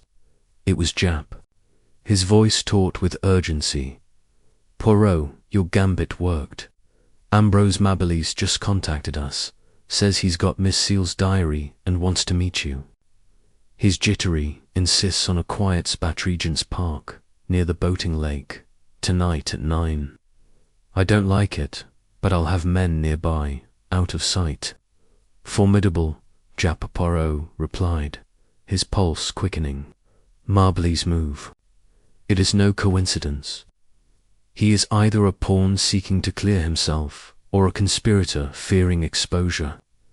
I will meet him, but you must ensure your men are discreet. The trap, it must not be sprung too soon. Jap grunted. Discreet's my middle name. Be careful, Poirot. This lot's playing for keeps. At 9 o'clock, Regent's Park was a realm of shadows, the boating lake a dark mirror under the clouded sky.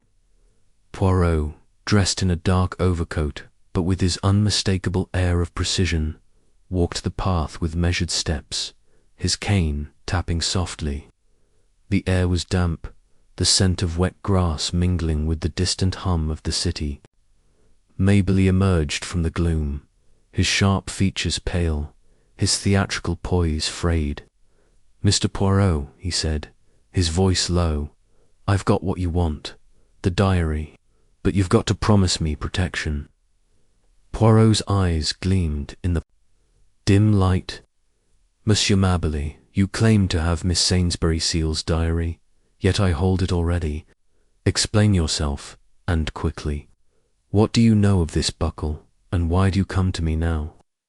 Mabley's hands trembled as he produced a small leather book, its cover identical to the one Poirot had found. "This is hers, I swear. She gave it to me 2 days ago, said she was scared that someone was after her. I didn't want to get mixed up in it, but when I heard you'd found a diary, I knew I had to come clean." Poirot took the book, his fingers tracing its worn edges. It was indeed a duplicate, its pages filled with Miss Seal's looping script. But the entries were different, more recent, detailing her fear after Morley's death. One read, "They know, I heard. Buckle is their sign. I must hide." Another mentioned SC, likely Sylvia Chapman, and a meeting at a cafe. Poirot's mustache twitched. "Monsieur, you were at the theatre when Morley died. Yet you know more than you have told. Who is Buckle, and what is your role in this?" Mabley's eyes darted, his voice a whisper. "I'm no killer, Poirot. I'm with the people's voice, same as Carter, but it's just talk, meetings, pamphlets. There's another group, though deeper, more dangerous. They call their leader the Buckle. I don't know who it is, but Mab's Miss Seal, she heard them talking in the surgery. Something about Blunt, a plan to take him down. She told me, begged me to help her hide." Poirot's gaze was piercing. "And did you, monsieur, or did you betray her to this Buckle?" Before Mabley could answer, a sharp crack split. The air a gunshot, echoing across the lake. Mabley gasped, clutching his shoulder as he staggered, blood seeping through his coat. Poirot dropped to the ground, his cane clattering as Jap's men shouted in the distance, their footsteps pounding. In the shadows, Poirot glimpsed a figure fleeing, a slender silhouette, too swift to identify. He crawled to Mabley, who was conscious but pale, his breath ragged. "Monsieur, stay with me," Poirot urged. "Who fired? Who is the Buckle?" Mabley's voice was weak. "Not Carter, not Blunt." It's his words cut off as he winced, his eyes fluttering. Jap's men arrived, one calling for a doctor as another pursued the shooter into the park's darkness. Poirot rose, his heart pounding but his mind clear. The trap had sprung, but not as he expected. Mabley's wound was not fatal, but the attack confirmed the conspirators' desperation. The second diary was a revelation, its mention of SC pointing directly to Sylvia Chapman. Jap appeared, his face grim. "Blast it, Poirot, that was too close. Mabley's alive, but the shooter's gone. My men lost him in the trees." "You all right?" Jap," Poirot said, brushing dirt from his coat. "But the net tightens. This diary, it confirms Miss Seal is alive, hiding, and that Sylvia Chapman knows more than she admits. The shooter, did your men see anything? A glimpse, Jap said. Tall, thin, moved like a cat. Could be anyone. We'll get Mabley to hospital. See what he says when he's patched up. Poirot nodded, his thoughts racing. The silhouette had been slender, agile like Carter's bulky frame or Blunt's solid build. Rogers, the butler, was too gaunt, Mabley too theatrical. Sylvia Chapman, however, was slight, her fear perhaps a mask for cunning. Had she fired the shot to silence Mabley, or was another player in the game? The mention of the buckle, as a leader, was new, a title that gave the symbol a human face. Poirot clutched the diary, its pages a map to the truth. Back at his flat, Poirot pored over the new entries, his fire casting warmth against the night's chill. The reference to SC and a cafe meeting suggested Sylvia was no mere bystander. Her terror at Claridge's, her refusal to speak, now took on a darker hue. Was she a victim, coerced by this buckle, or was she deeper in the plot? The attack on Mabley showed the conspirators' ruthlessness. They feared exposure, and Poirot's trap had provoked them. He telephoned Jap, who was at the hospital. Mabley's stable, Jap reported. Bullet grazed his shoulder. No vitals hit. He's mumbling about Sylvia Chapman. Says she was at the surgery after hours, the night before Morley died. Could mean nothing, but I'll bring her in tomorrow. Bon. Poirot said. But be gentle, Jap. She is frightened, and fear can make one dangerous. I will prepare a gathering. Blunt, Carter, Mabley, Sylvia. The truth, it will come when they face each other. As he hung up, Poirot's eyes fell on the two diaries, their pages a chorus of clues. The shoe and buckle mark, the hidden note, the false body, the burned letteral were threads in a conspiracy that threatened Alistair Blunt and perhaps the stability of the nation. Sylvia Chapman was the key, her silence a lock Poirot would pick.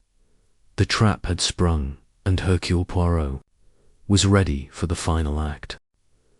Chapter 11. The final confrontation. The air in Dr. Henry Morley's Harley Street surgery was heavy with tension. The faint scent of antiseptic lingering like a ghost of the tragedy that had unfolded within its walls. Hercule Poirot stood at the center of the waiting room, his small, precise figure commanding despite the somber light filtering through the drawn curtains. The chrysanthemums were long gone, replaced by a stark emptiness that mirrored the gravity of the moment. He had summoned the key players in this deadly drama: Alistair Blunt, Frank Carter, Sylvia Chapman, and a recovering Ambrose Mabley to face the truth of Morley's murder. Inspector Japp stood by the door, his face grim, two constables at the ready. The trap Poirot had set, spreading word of Miss Sainsbury Seal's diary, had provoked a desperate act: the attack on Mabley, and now the threads of the conspiracy would be woven into a final reckoning. The room was arranged with chairs in a semicircle, each occupant a study in unease. Alistair Blunt sat erect, his banker's composure strained, his grey eyes flicking to the others with guarded curiosity. Frank Carter, released from custody but under watch, slouched with a scowl, his calloused hands clenched, defiance masking his fear. Sylvia Chapman, pale and trembling, clutched a handkerchief, her eyes darting as if seeking escape. Ambrose Mabley, his shoulder bandaged, leaned heavily on a cane, his theatrical flair subdued by pain and apprehension. Poirot's gaze swept over them, his little grey cells humming with the certainty that one or more held the key to the murder. Mesdames et messieurs, Poirot began, his voice clear and deliberate. We are gathered to unravel the truth of Dr. Henry Morley's death, which was no suicide but a murder most cunning, Each of you was in this surgery on that fateful morning, and each of you has a secret. Today, Hercule Poirot will lay bare the pattern of this crime.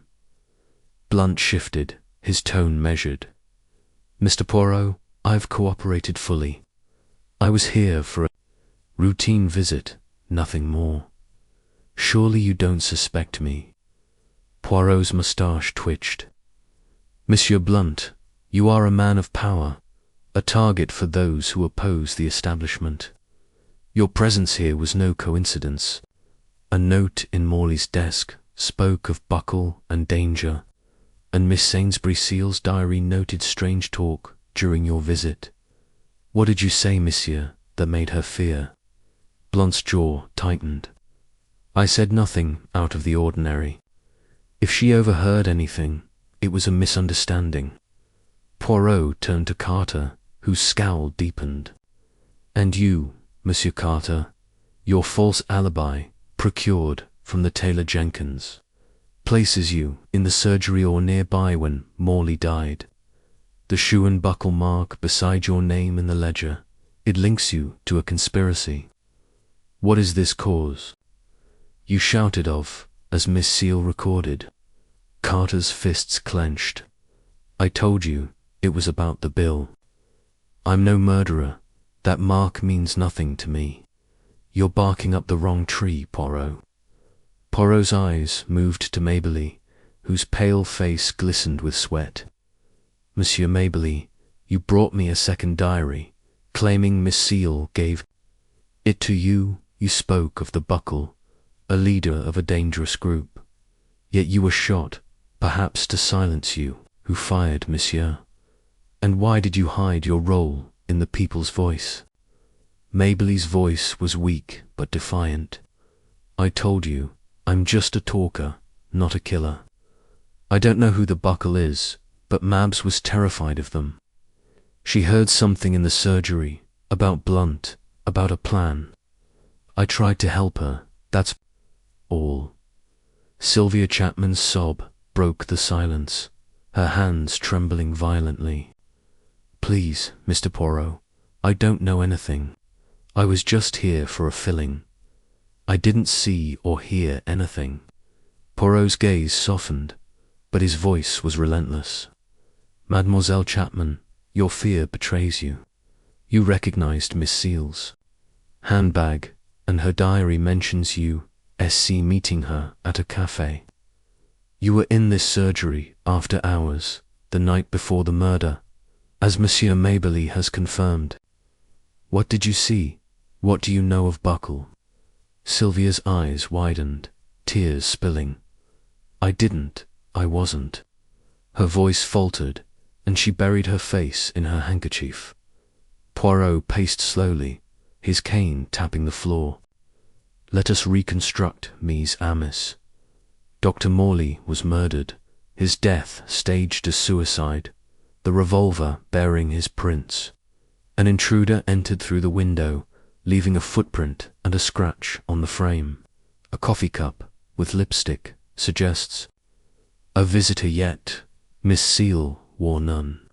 A body, dressed as Miss Seal, was placed in the Thames to mislead us.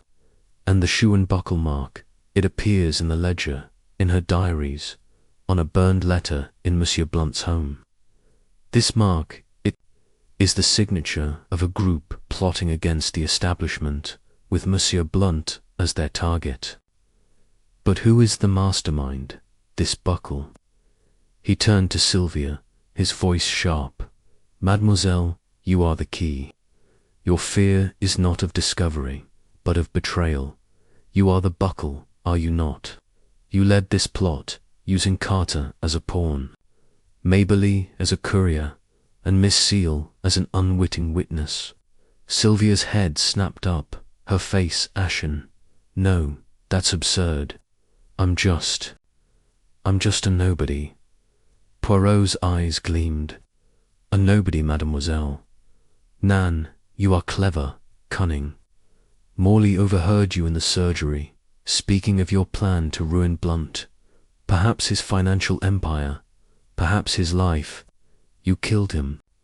to silence him, staged the suicide, and planted the false body to make us believe Miss Seal was dead. The coffee cup, it was yours, left to confuse. The mark, your signature, to taunt or to mislead. Carter lunged forward, restrained by a constable. She's no killer. It was me they wanted to pin it on. Tell him, Sylvia. Sylvia's sob became a scream. I didn't kill him, I swear. I was in the surgery that night, yes, but only to meet someone, a man. He said he'd help me. My family. Blunt's banks ruined us, took everything. I wanted revenge, but not murder. The buckle, he's real, but it's not me. Poirot's voice was calm, relentless. Then who, mademoiselle, named this man? Sylvia's eyes darted to the door, and in that moment she bolted, shoving past Mabberley and sprinting for the exit. Jap's men were faster, seizing her as she reached the hallway, her cries echoing. Poirot raised a hand, signaling calm. Mademoiselle, your flight confirms your guilt, but not all. You are the buckle leader of this plot. You coerced Carter, used Mabberley, and silenced Morley when he overheard your plans. The body in the Thames, a vagrant, dressed to deceive, was your work, to hide Miss Seal, who is alive. We, Sylvia, collapsed, sobbing. I didn't kill her. She's hiding, I swear. I only wanted Blunt to pay for what he did. The man he made me do it said it was for the cause. Poirot's eyes narrowed. This man, who is he? Sylvia's voice was a whisper. Rogers, Blunt's butler. He's the buckle, not me, Jap swore, signaling his men. Get to Blunt's estate, now. Bring Rogers in. Poirot's mind raced. Rogers, with his criminal past and burned letter, had been the shadow behind the plot, manipulating Sylvia's rage, using Carter's volatility, and silencing Morley. The confrontation had revealed the truth, but the game was not over. Miss Seal, alive and hidden, held the final piece, as Jap's men led Sylvia away. Poirot stood by the dental chair, his heart steady. The web was unraveling, and Hercule Poirot was one step from the heart of the conspiracy. Chapter 12. The Little Grey Cells.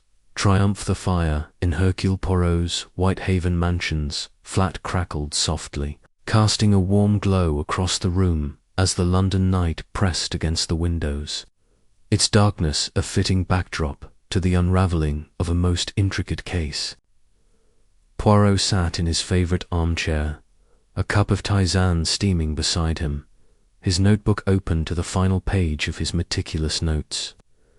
The death of Dr. Henry Morley, staged as a suicide, had been the opening note in a symphony of deception, its chords woven from conspiracy, betrayal, and hidden motives. The shoe and buckle mark, the false body in the Thames, Frank Carter's fabricated alibi, Sylvia Chapman's desperate flight, and the butler Rogers' shadowy role had all led to this moment. Inspector Japp sat opposite, his face a mix of exhaustion and admiration, a tumbler of whiskey in hand. The case was closed, but Japp, ever the practical man, craved the clarity of Poirot's explanation. Poirot, Japp said, leaning forward, you've pulled it off again, but I'm still foggy on the details. Sylvia Chapman's in custody, Rogers is nabbed, and Miss Sainsbury Seal's been found alive, holed up in a boarding house in Brighton. How'd you piece it all together? And what's with that blasted shoe and buckle mark? Poirot's moustache curved in a faint smile, his eyes gleaming with the satisfaction of order restored. Mon ami, the little grey cells, they see what others overlook. Let us begin at the beginning, with the clues that spoke the truth. The smudged footprint near the window, size 10, not Morley's it, told of an intruder. entering after hours to stage the murder. The scratched window frame confirmed this, a sign of forced entry, subtle but deliberate. The coffee cup, with its lipstick stain, was a puzzle. Miss Sainsbury's seal wore no lipstick. Yet someone drank in that room, leaving the cup as a distraction or a mistake. Jap nodded, sipping his whiskey. Go on. The cup threw me, I'll admit. Precisement, Poirot continued. Then, the ledger, with its shoe and buckle mark, beside Frank Carter's name. It was no doodle, Jap, but a symbol, a signature, of a group plotting against the establishment, as Sir George Conway warned. The note hidden in Morley's desk, buckle danger, showed he knew of this threat, perhaps overheard during a patient's visit. The body in the Thames, dressed as Miss Seal, was a ruse, its new shoes betraying the deception. These clues, they pointed to a conspiracy, with Alistair Blunt as the target. Jap frowned, but Sylvia Shees, the buckle, right. She confessed as much. Nan, Jap, Poirot said, raising a finger. Sylvia Chapman was a pawn, not the mastermind. Her fear, her silence, her flight, they were the acts of a woman driven by revenge, but manipulated by another. Her family was ruined by Blunt's banking policies, a motive she admitted. She joined the People's Voice, but a more dangerous figure, Rogers. The butler saw her rage and used it. He was the buckle, the true leader of the shadowy group. Conway described. Jap's eyes widened. Rogers, the butler. How'd you twig that? Poirot leaned back, his voice steady. Rogers was no mere servant. His criminal past, his forged references, his burning of a letter bearing the shoe and buckle mark, these were signs of his true role. He infiltrated Blunt's household to watch him, to plan his downfall. In the surgery, during Sylvia's visit, Morley overheard her speaking with Rogers, perhaps by telephone or in person, about their plot to ruin Blunt financially or fatally. Morley, a man of conscience, noted the danger but did not act in time. Rogers, learning of this, entered the surgery through the window, killed Morley, and staged the suicide, leaving the revolver with Morley's prints, and the coffee cup, Jap pressed. Sylvia's, Poirot said. She was in the surgery the night before, as Mabley confirmed, meeting Rogers to plan. She drank coffee, left the cup, a careless error. Rogers used her lipstick-stained cup to confuse, perhaps to implicate her if needed. The body in the Thames, a vagrant, dressed in Miss Seal's clothes, was his work. To make us believe she was dead, thus closing her part in the case. Jap shook his head, and Miss Seal. How'd she fit in? Miss Sainsbury's seal, Poirot said, was the innocent witness. Her diaries, one found in her room, one given by Mabley, revealed she overheard Sylvia and Rogers mentioning Buckle and Blunt. Frightened, she confided in Mabley, then fled to Brighton, fearing for her life. Rogers, to protect the plot, staged the body to mislead us.